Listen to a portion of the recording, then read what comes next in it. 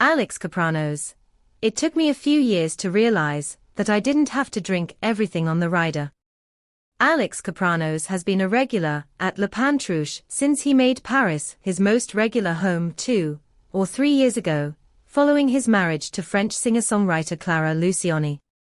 The Bistro is a 1930s fantasy of a neighborhood restaurant in Pigalle, set among the guitar shops of the city's equivalent of Tin Pan Alley or Denmark Street. A dozen tables and a well-stocked bar crowded into a tiny shopfront room. Today's wines by the glass chalked on a board are nothing over €10. A menu that changes according to what seasonal flavors Chef Frank Baanga is excited about cooking. Casually stylish regulars who all seem to know Martin, waiter and Maitre d' by name.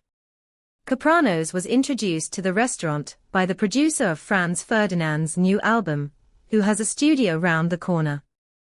He loves it here for many reasons, he says, but specifically for the everyday miracle of its Grand Marnier soufflé. Before he was a rock star, Kapranos was a chef himself, most notably at Glasgow's outpost of London's Groucho Club, St. Jude's, so he knows what's involved. At St. Jude's, we used to do this thing called an inside-out chocolate pudding, he says. When it was perfectly executed, you had this wonderful light crust a bit like a cannoli.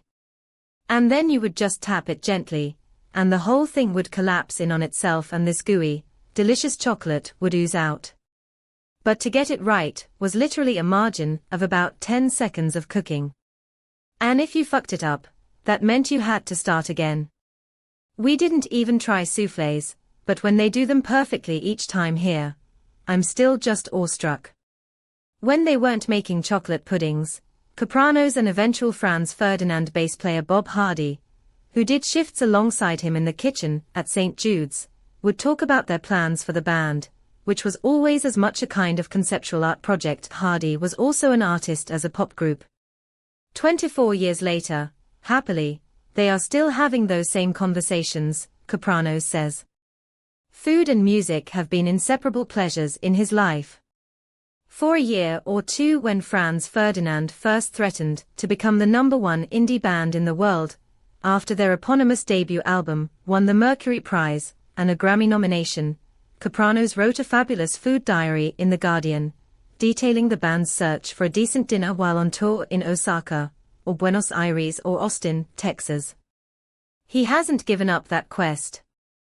The band have just returned from Mexico where they have been playing gigs alongside the Killers, who are old mates. Kapranos took the advantage of days off to spend time in local food markets.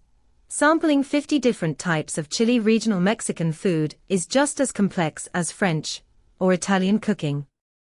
In Mexico, the band's set included tracks from their new album, The Human Fear. As with Franz Ferdinand's Pravi,